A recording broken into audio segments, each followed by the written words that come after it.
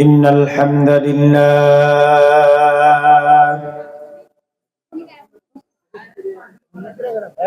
الحمد لله نحمده ونستعينه ونستغفره ونؤمن به ونتوكل عليه ونعوذ بالله من شرور أنفسنا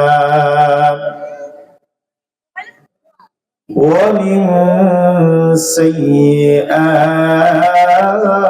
أعمالنا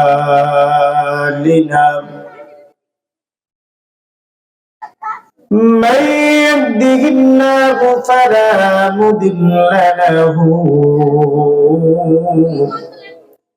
ومن يضلله فلا هادي له ونشهد أن لا إله إلا الله وحده لا شريك له ونشهد أن سيدنا وسندنا وحبيبنا وطبيب قلوبنا ومولانا محمدا عبده ورسوله أرسله الله بالحق بشيرا ونذيرا وداعيا إلى الله بإذنه وسراجا وقمرا منيرا أما بعد فقد قال الله تبارك وتعالى في كلامه المجيد والفرقانه الحميد أعوذ بالله من الشيطان الرجيم بسم الله الرحمن الرحيم اقرأ باسم ربك الذي خلق خلق الإنسان من علق اقرأ وربك الأكرم الذي علم بالقلم علم الإنسان ما لم يعلم وقال الله تعالى في شأن حبيبي إن الله وملائكته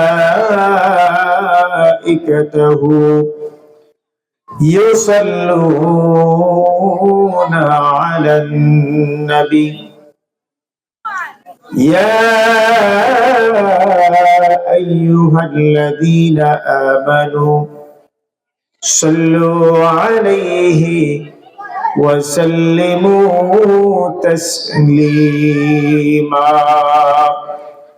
আমরা সকলে জবান খুলে দিয়ে উচ্চ আওয়াজে দরুদ শরীফ পড়ি আল্লাহুম্মা সাল্লি আলা মুহাম্মাদিন ওয়া আলা আলি মুহাম্মাদ কামা সাল্লাইতা আলা ইব্রাহিম ওয়া আলা আলি ইব্রাহিম إنك حميد مجيد. اللهم بارك على محمد وعلى آل محمد كما باركت على إبراهيم وعلى آل إبراهيم إنك حميد مجيد. সকল মখলুকাতের জন্য তুমি যে রহমত নেতা অনন্য, সকল মখলুকাতের জন্য তুমি যে রহমত নেতা অনন্য। তোমারি প্রেমে যায়, তোমারি প্রেমে যায় দুঃখ ব্যথা বেদনা। রাতের আধারে যেন চাঁদ মধু যোজনা। বালাগাল উলা বিকামালিহি কাশাফাত দুজা বিজামালিহি হাসনাত জামিউ খিসালিহি। সাল্লু আলাইহি ওয়া আলিহি। লা ইলাহা ইল্লাল্লাহ, জোরে লা ইলাহা ইল্লাল্লাহ, লা ইলাহা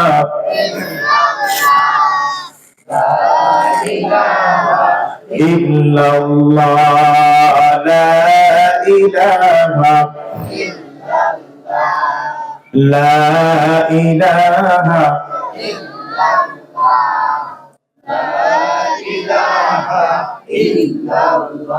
আসমানের মালিক যেই আল্লাহ, জমিনের মালিক সেই আল্লাহ।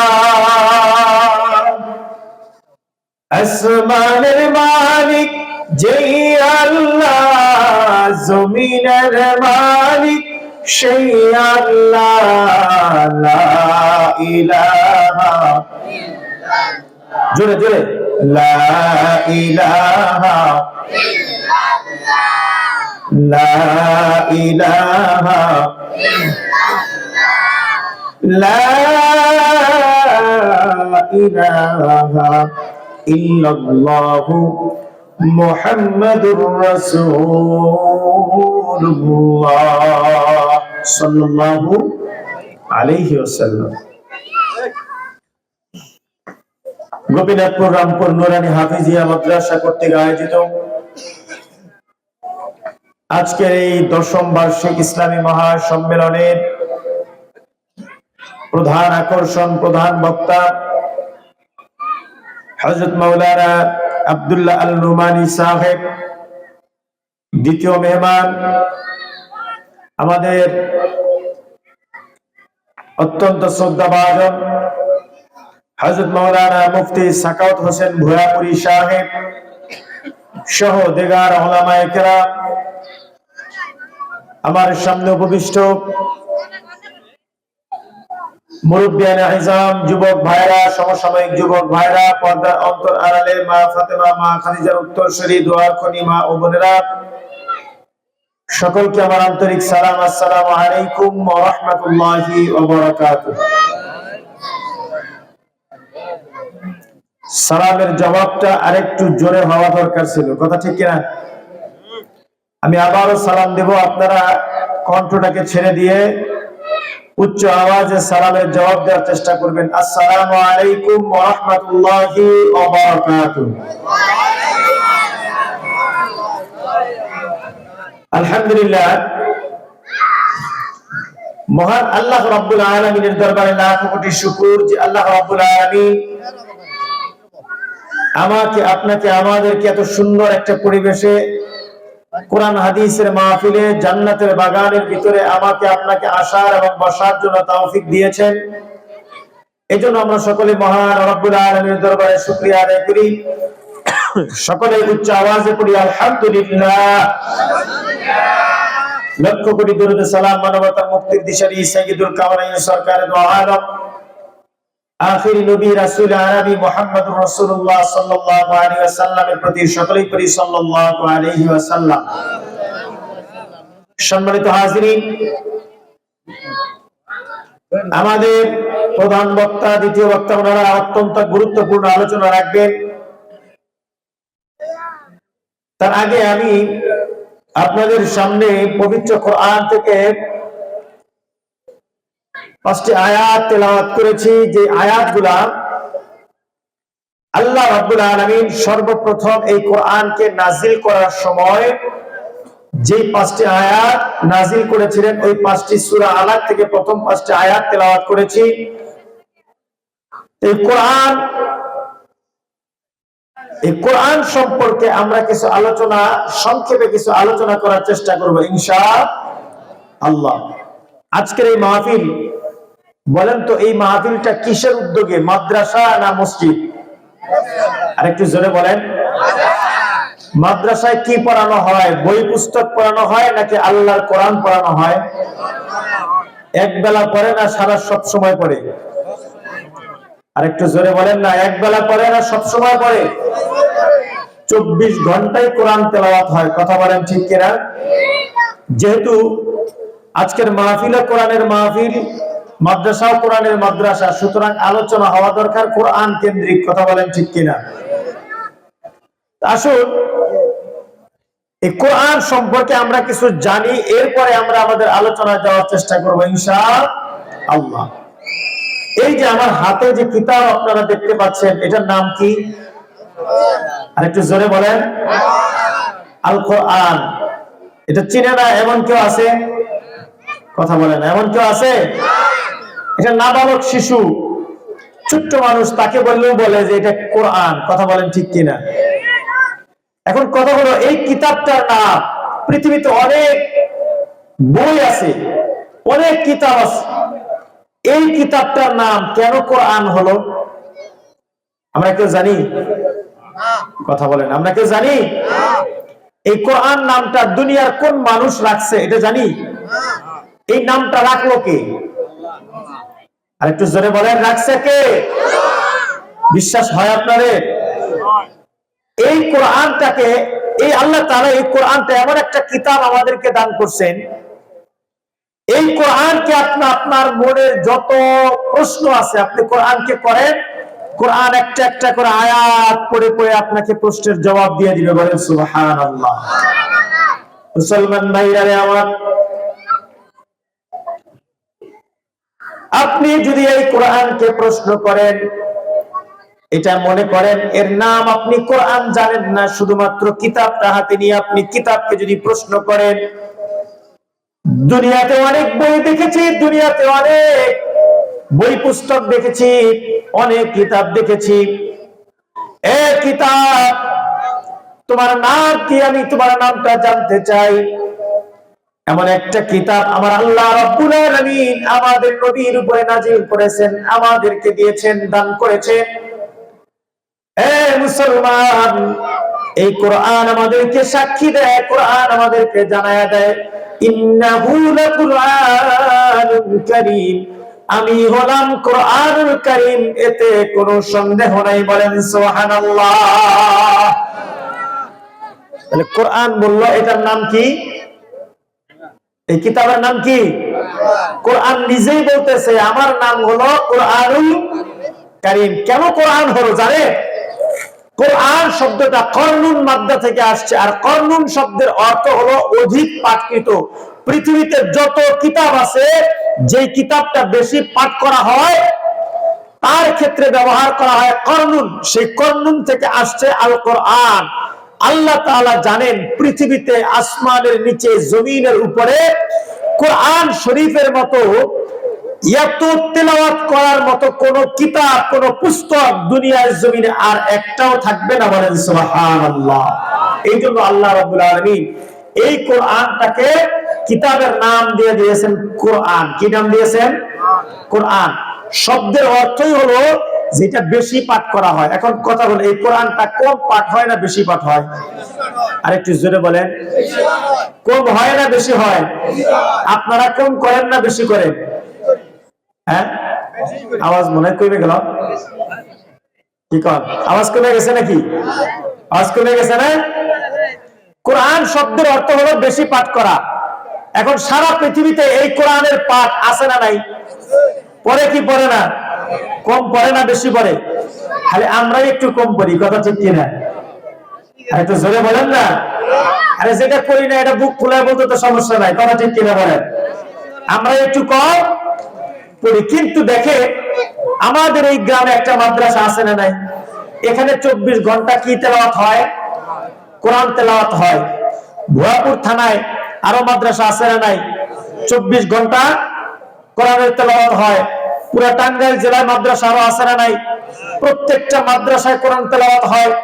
বাংলার জমিন তথা তামাম পৃথিবীতে শত শত লক্ষ লক্ষ মাদ্রাসার ভিতরে কোটি কোটি তালিবুল ইলম হাফেজে কোরআন প্রতিদিন কোরআন তেলাওয়াত করতেছে। যেই কোরআনটা এত বেশি তেলাওয়াত হয়, এই কোরআনের মতো তেলাওয়াত অন্য কোন ধর্মগ্রন্থের ভিতরে কেউ করে না, বলেন না সুবহানাল্লাহ। এই জন্য এর নাম হলো আল কোরআন। এই জন্য এই কোরআনের নাম কি? আল কোরআন। কারণ এই কোরআনের মতো, এই কিতাবের মতো আর কোন কিতাব পাঠ হয় না। পৃথিবীতে 200-এরও অধিক ধর্মগ্রন্থ আছে। কত? 200 অধিক ধর্ম আছে। প্রত্যেকটা ধর্মেরই ধর্মগ্রন্থ আছে। কোরআনের মতো এত পড়া কেউ পড়ে না। সুবহানাল্লাহ বলবেন না? এমন একটা কিতাব আমরা পাইলাম, এই কোরআনটা যেহেতু আল্লাহ তাআলা আমাদেরকে দিবেন, আর আল্লাহ তাআলা বলে দিবেন এমন কোন জিনিস নাই যেটা আমি মানুষের জন্য এই কোরআনের ভিতরে দেই নাই, বলেন না সুবহানাল্লাহ।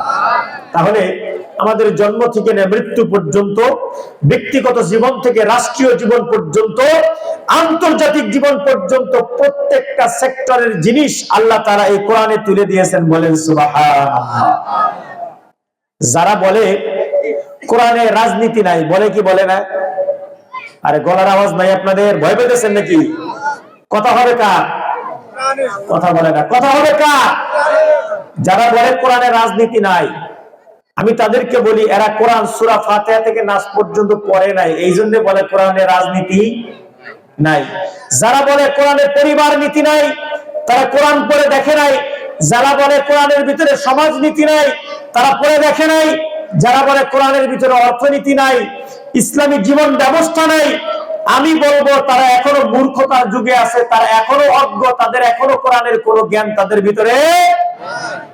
রাসূল সাল্লাল্লাহু আলাইহি ওয়াসাল্লাম দুনিয়াতে যখন এসেছিলেন, বলেন তো ওই যুগটা সুন্দর যুগ ছিল না খারাপ যুগ ছিল? যেই যুগটাকে বলা হয় জাহিলিয়াতের যুগ। মানুষে মানুষ কোনো ভেদাভেদ ছিল না, নারীদের কোনো মর্যাদা ছিল না, মারামারি খুন খারাপি এমন কোন জিনিস নাই যেটা সমাজের ভিতরে ছিল না। কথা বলেন ঠিক কিনা? ওই সমাজটাকে আল্লাহর রাসূল এই কোরআন দিয়ে পরিবর্তন করছে কি করে নাই? আরেকটু জোরে বলেন না, করছে কি করে নাই? এই কোরআন দিয়া আল্লাহর রাসূল মদিনা চালাইয়া মদিনার জমিনটা শুধু নয়, মদিনার প্রত্যেকটা মানুষকে সোনার মানুষ বানায় গেছেন। কথা বলেন ঠিক কিনা? যেই যুগটা ছিল জাহিলিয়াত, অন্ধকারের যুগ, যেই যুগটা ছিল সবচাইতে নিকৃষ্ট যুগ, এই যুগটা এই কোরআনের মর্যাদার কারণে, এই কোরআন দিয়ে পরিচালনা করার কারণে ওই যুগটাই আবার স্বর্ণ যুগে পরিণত হয়ে গেছে, বলেন সুবহানাল্লাহ। বলেন ভুল বললাম? এই কোরআন দিয়ে দেশ চালাইছেন রাসূল, এই কোরআন দিয়ে, এই কোরআনের আইন দিয়ে দেশ চালাইছেন হযরত আবু বকর, এই কোরআন দিয়ে দেশ চালাইছেন হযরত ওমর, এই কোরআনের আইন দিয়ে দেশ পরিচালনা করেছেন হযরত উসমান, আলী। যার কারণে তাদের শাসন আমলটা দুনিয়ায় এখনো পর্যন্ত পৃথিবীর ইতিহাসে শ্রেষ্ঠ একটা সময় হিসেবে বিবেচিত। কথা বলেন ঠিক কিনা? সুতরাং এই কোরআনের ভিতরে সব আছে। কথা বলেন ঠিক কিনা?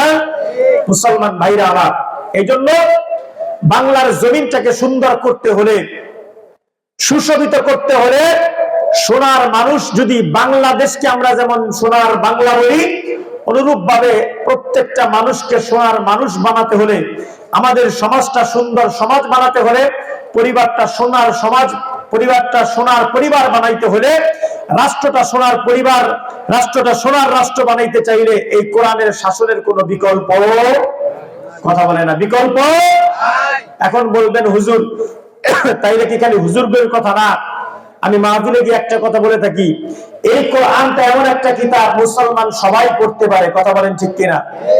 এমন কি আছে যে শুধুমাত্র হুজুররাই পড়বে তাছাড়া আর কেউ পারবে না? এরকম কোন নিষেধ আছে? আর একটু জোরে বলেন না, নিষেধ আছে? নাই, সবাই পড়তে পারে, কথা বলেন ঠিক কিনা?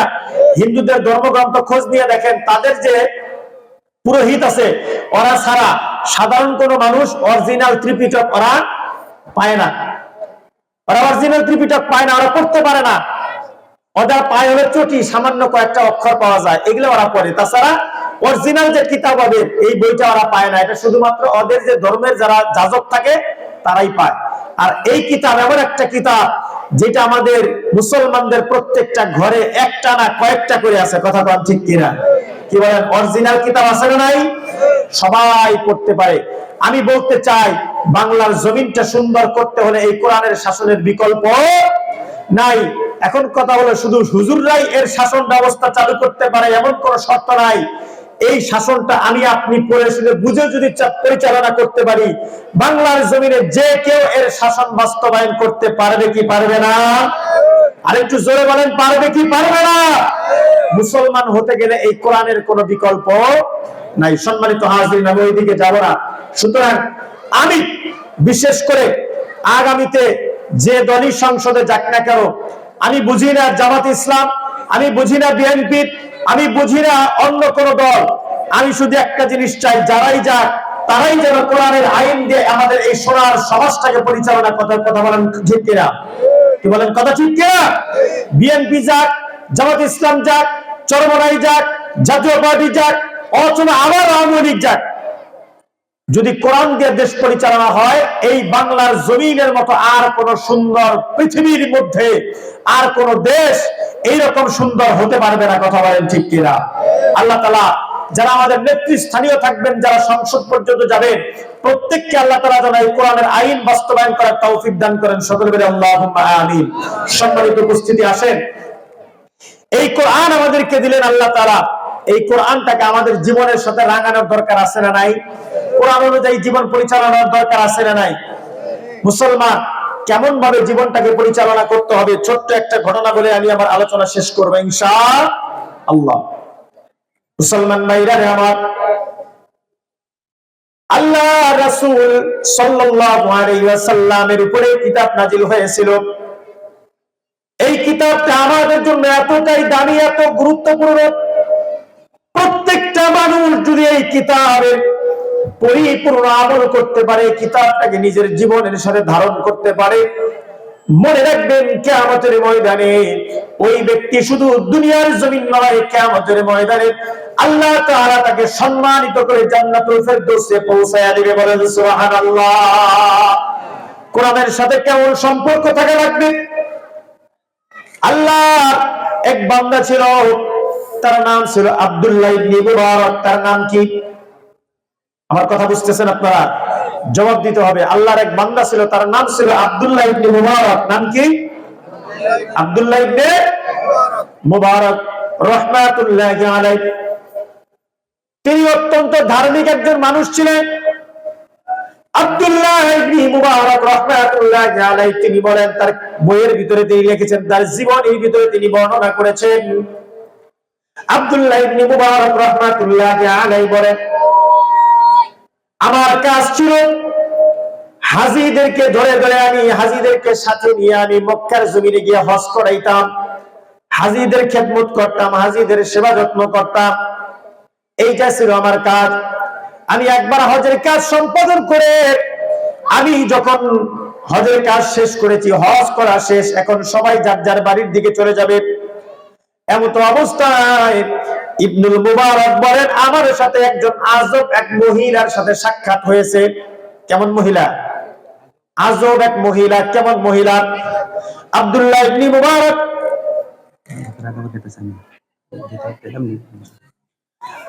ইবনে মুবারক রাহমাতুল্লাহি আলাইহি তিনি বলেন, এমন একজন আজব মহিলার সাথে আমার সাক্ষাৎ হয়েছে, যখন আমি হজের কাজ শেষ করে বাড়ির দিকে রওনা হয়ে যাব, এমন সময় আমি লক্ষ্য করলাম দূরে একটা বৃদ্ধা মহিলা বসে আছে অত্যন্ত পেরেশানির ভিতরে, টেনশনের মধ্যে। তাকে দেখেই বোঝা যাচ্ছে মহিলা বড় টেনশনের মধ্যে আছে, একটু ভয়ের মধ্যে আছে। মহিলা কি যেন খুঁজতেছে, একটু পেরেশানির ভিতরে আছে। দুনিয়ার জমিনে খেয়াল করে দেখবেন, যেই মানুষটার টেনশন থাকে, যেই মাথার ভিতরে, যার ভিতরে একটু পেরেশানি থাকে, তাকে দেখলেই বোঝা যায়। কথা কোন ঠিক কিনা? ইবনুল মুবারক বলেন, ওই মহিলার দিকে যখন আমি তাকাই না, আমি দেখলাম মহিলাটা বড় টেনশনে আছে, বড় পেরেশানির ভিতরে আছে। আমি বুঝতে পারলাম মহিলাটা হয়তো বা কোনো বিপদের মধ্যে আছে। ইবনুল মুবারক বলেন, আমি আস্তে আস্তে মহিলার কাছে গেলাম। ওই মহিলার কাছে যাওয়ার পর, মহিলার কাছাকাছি যাওয়ার পর আমি ওই বৃদ্ধা মহিলাকে ডাক দিয়ে বললাম, আসসালামু আলাইকুম ওয়া রাহমাতুল্লাহ। মুসলমান একজন আরেকজনের কাছে গেলে আমরা কি দেই? আরেকটু জোরে বলেন না, কি দেই? সালাম যদি কেউ দেয়, তার জবাবে কি বলতে হয়? আরেকটু জোরে বলেন না। একজন সালাম যদি দেয়, আসসালামু আলাইকুম ওয়া রাহমাতুল্লাহ, আরেকজনের কি বলতে হয়? ওয়া আলাইকুমুস সালাম। কথা ঠিক কিনা বলেন? শিখায় গেছেন আল্লাহর রাসূল, বলেন না সুবহানাল্লাহ। আমরা সাধারণত সালাম দিলে আমরা বলি ওয়া আলাইকুমুস সালাম। ইবনুল মুবারক রাহমাতুল্লাহি আলাইহি বলেন, ওই বৃদ্ধা মাকে আমি যখন সালাম দিলাম, আসসালামু আলাইকুম ওয়া রাহমাতুল্লাহ, কি আশ্চর্যের বিষয়, ওই বৃদ্ধা মহিলা সচরাচর আমরা যেমন বলি ওয়া আলাইকুমুস সালাম, তা না বলে তিনি পবিত্র কোরআনের সূরা ইয়াসিন থেকে একটি আয়াত তেলাওয়াত করে আমার সালামের জবাব দিলেন। তিনি বললেন, সালামুন কাওলাম মির রাব্বির রহিম। বলেন না মারহাবা। ইবনুল মুবারক বলেন, মহিলা এমন আজব মহিলা, আমি তার সাথে যতক্ষণ কথা বলেছি, মহিলা কোরআনের আয়াত ছাড়া অন্য কোনো কথা বলে না। আল্লাহু আকবার বলেন। যতক্ষণ কথা বলেছি ততক্ষণ শুধু কোরআনের আয়াত আর কোরআনের আয়াত বলে, অন্য কোনো কিছু বলে না। প্রথমে গিয়ে আমি তাকে বলছি, আসসালামু আলাইকুম ওয়া রাহমাতুল্লাহ, তিনি ওয়া আলাইকুমুস সালাম না বলে আমার কথার জবাবে বৃদ্ধা মহিলা বললেন, সালামুন কাওলাম মির রাব্বির রহিম। আল্লাহ তাআলা কিয়ামতের ময়দানে জান্নাতীদেরকে সালাম দিবেন। বলেন সুবহানাল্লাহ। মুসলমান, কান দিয়ে শুনবেন, দিলের কান খাড়া করে শুনবেন। আব্দুল্লাহ ইবনে মুবারক রাহমাতুল্লাহি আলাইহি বলেন, সালামের জবাব দেওয়ার পর বৃদ্ধা মহিলাকে আমি ডাক দিয়া বললাম, মা গো, আমি দূর থেকে লক্ষ্য করলাম আপনি বড় টেনশনের ভিতরে আছেন, পেরেশানির ভিতরে আছেন। ও মা, কি হয়েছে আপনার? কি সমস্যা একটু আমাকে বলেন। মানুষ যদি বিপদে পড়ে, মানুষ যদি টেনশনে থাকে, আমরা কিন্তু তার কাছে যাই এই কথাই জিগাই। কথা বলেন ঠিক কিনা? কি বলেন? জিগাই না? দোস্ত তোমার কি হয়েছে আমাকে একটু বলো। তখন দোস্ত বা প্রতিবেশী যাই হোক, সে তার সমস্যাটা তার কাছে কি করে? কি বলেন? খুলে বলে না। না বললে বুঝতে পারবে, না বললে বোঝা যায় না। ইবনুল মুবারক বলেন, মহিলাকে আমি জিজ্ঞাসা করলাম, মা গো, কি বিপদ, কি টেনশন, কি পেরেশানি আপনারা আমাকে একটু বলেন, একটু খুলে বলেন। ইবনুল মুবারক বলেন, কি আশ্চর্যের বিষয়, তাকে আমি কি বিপদে পড়েছে এই কথা জিজ্ঞাসা করলাম, অথচ আল্লাহর বান্দি বৃদ্ধা মহিলা উত্তরে তিনি সাধারণ কোনো কথা বললেন না। তিনি একটা আয়াত তেলাওয়াত করে আমাকে জানায়া দিলেন, ওয়া মাই ইউগনিরহু ফারাদিয়ানা। ইবনুল মুবারক, আমার আল্লাহ রাব্বুল আলামিন যদি কাউকে পথ হারায়া দেয়, ওই ব্যক্তির জন্য পথ দেখানোর মতো আর কেউ থাকে না। মহিলা তেলাওয়াত করলো, ওয়া মাই ইউদলিলহু ফালা হাদিয়া। আল্লাহ যদি কাউকে পথ হারায়া দেয়, তাকে পথ দেখানোর মতো কেউ থাকে না। ইবনুল মুবারক বলেন, এই আয়াত শোনার পর আমি বুঝতে পারলাম মহিলা রাস্তা হারায় ফেলছে। সে বাড়ির দিকে যাবে, রাস্তা খুঁজে পাচ্ছে না। যে কাফেলার সাথে আসছিল, কাফেরা হারায় ফেলছে, এই জন্য মহিলা এই কথা বলতেছে। আমি মহিলাকে ডাক দিয়ে বললাম, মা গো, আমার নাম ইবনুল মুবারক, আমি হাজীদের খেদমত করি, সেবা করি। যেহেতু আপনি রাস্তা হারা ফেলছেন, বিপদে পড়েছেন, ও মা, আপনার বাড়ি কোন দিকে যাবেন আমাকে একটু বলেন। যদি আমাকে একটু আপনার বাড়ির লোকেশন দিতে পারেন, আমি চেষ্টা করব আপনার কোনোভাবে আপনার বাড়িতে পৌঁছে দেওয়া যায় কিনা, অথবা আপনার কাফেলা পর্যন্ত পৌঁছে দেওয়া যায় কিনা। ইবনুল মুবারক বলেন, কি আশ্চর্য, আমার এই কথার জবাবেও ওই বৃদ্ধা মহিলা আমাকে ডাক দিয়ে বললেন, তিনি পবিত্র কোরআনের 15 নম্বর পারা সূরা বনী ইসরাঈলের প্রথম আয়াত তিনি তেলাওয়াত করে আমাকে জানায়া দিলেন। তিনি বললেন, সুবহানাল্লাযী আসরা বিআবদিহি লাইলান মিনাল মাসজিদিল হারামি ইলাল মাসজিদিল আকসা। বলেন না আল্লাহু আকবার। ইবনুল মুবারক বলেন, আমি যখন বললাম আপনি কোথায় যাবেন, আপনার বাড়ি কোথায়, এই মহিলা সূরা বনী ইসরাঈলের আয়াত তেলাওয়াত করে আমাকে জানাইয়া দিলেন, ও ইবনুল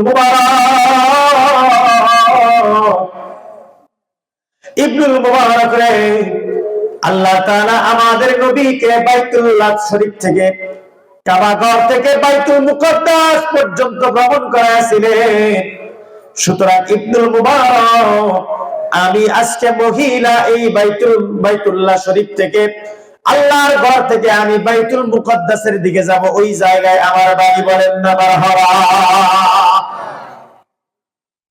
ইবনুল মুবারক বলেন, এই আয়াত শোনার পর আমি বুঝতে পারলাম মহিলার বাড়ি হলো বাইতুল মুকদ্দাসের দিকে। কোরআনের আয়াত পড়ে বলে দিয়েছে, আমি বুঝতে পেরে গেছি। কিন্তু আমি আশ্চর্য হয়ে যাই, যত কথাই বলি মহিলা অন্য কোনো কথা বলে না, শুধুমাত্র কোরআনের আয়াত তেলাওয়াত করে।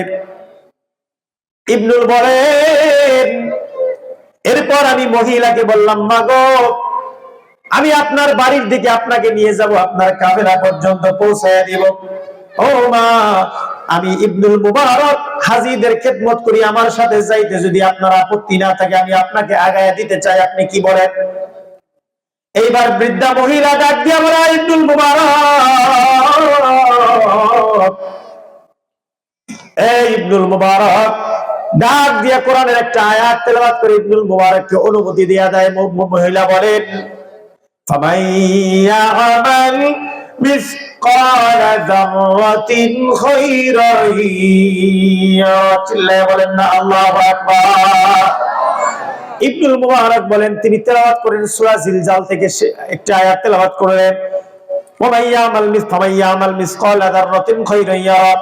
তিনি আমাকে বললেন, ও ইবনুল মুবারক, তুমি যদি একটা নেক আমল করো, সরিষা দানা পরিমাণ যদি একটা নেক আমল করো, এই সরিষা দানা পরিমাণ নেক আমলটা আল্লাহ তাআলা তোমার আমলনামায় দেখায়া দিবে। বলেন সুবহানাল্লাহ।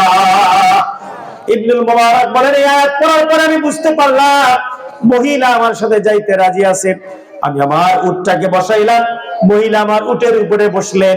তিনি যখন রওনা হয়ে গেলেন, আমি চিন্তা করলাম, বৃদ্ধা মানুষ, মহিলা মানুষ যখন টেনশনে থাকে, পেরেশানির ভিতরে থাকে, চুপচাপ থাকলে টেনশন মাথার ভিতরে আরো বেশি আসে। কথা বলেন ঠিক কিনা? কি বলেন, কথা ঠিক না বেঠিক? কথা মাথার ভিতরে আরো বেশি পরিমাণে আসে। এই মুসলমান ভাইরা রে আমার, ইবনুল মুবারক বলে, আমি যখন খেয়াল করলাম, দেখলাম মহিলা একটু পেরেশানির ভিতরে আছে, একটু টেনশনের ভিতরে আছে। মুবারক বলেন, আমি চেষ্টা করলাম, আমি চিন্তা করলাম কিভাবে তার সাথে একটু কথা বলে তার টেনশনটা দূর করা যায়। ইবনুল মুবারক বলেন, মহিলাকে একটু টেনশন থেকে মুক্ত করার জন্য, মহিলাকে একটু খুশি করার জন্য আমি বারবার তার সামনে উর্দু শেরগুলা বলতেছিলাম, কবিতা বলতেছিলাম। আমার এই কবিতা বলা দেখে ওই বৃদ্ধা মহিলা কোরআনের একটি আয়াত তেলাওয়াত করে আমাকে জানাইলেন।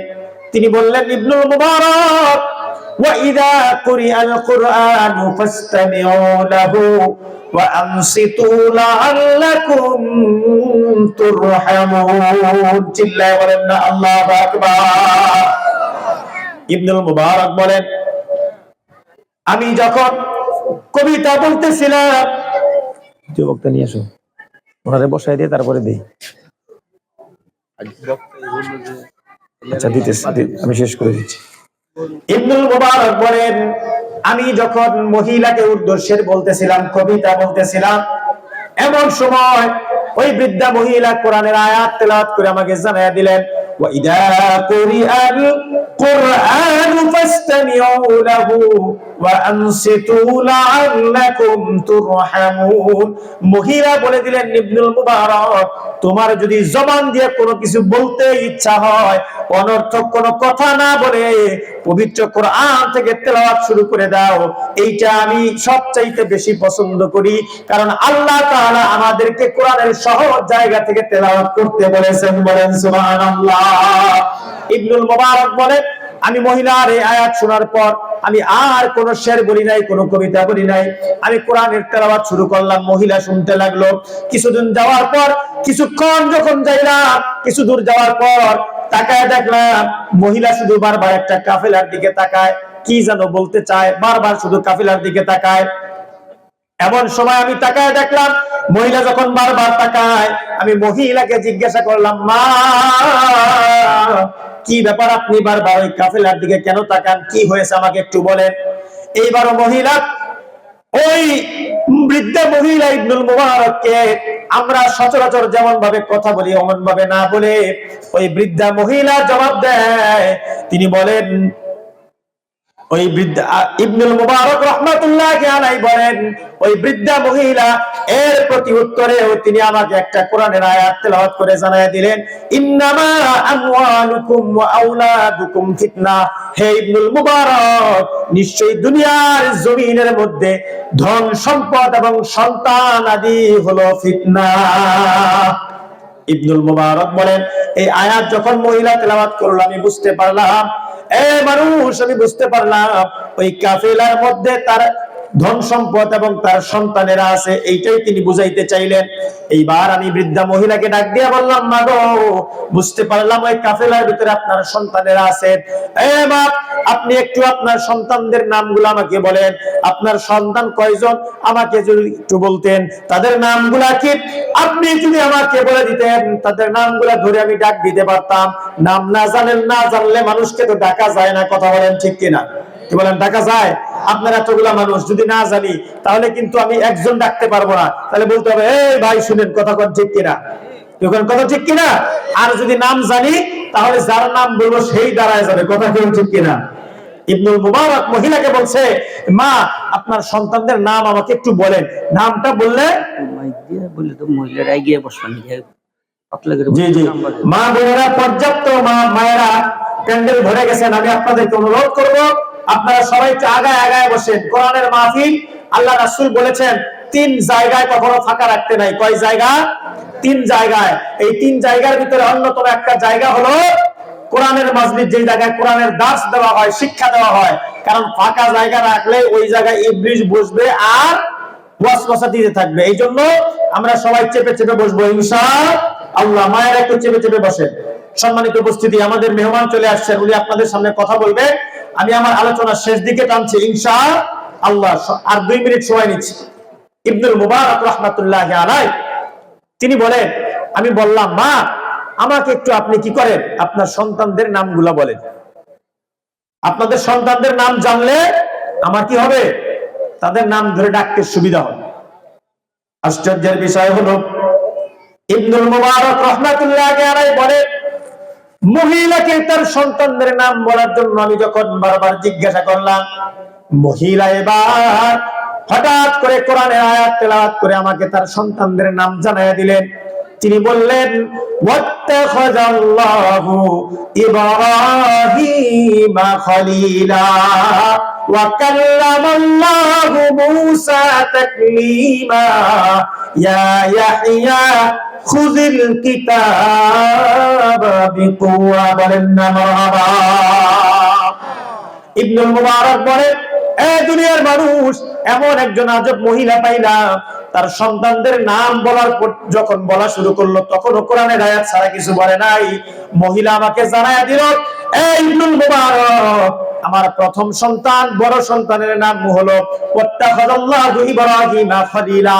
আমার প্রথম সন্তানের নাম হলো ইব্রাহিম, আর দ্বিতীয় সন্তানের নাম হলো ওয়া কাল্লামাল্লাহু মূসা তাকলিমা, আমার দ্বিতীয় সন্তানের নাম হলো মূসা, আর তৃতীয় সন্তানের নাম হলো ইয়াহইয়া খুদিল কিতাবা বিকুওয়া, আমার সর্বশেষ এবং কনিষ্ঠ সন্তানের নাম হলো ইয়াহইয়া।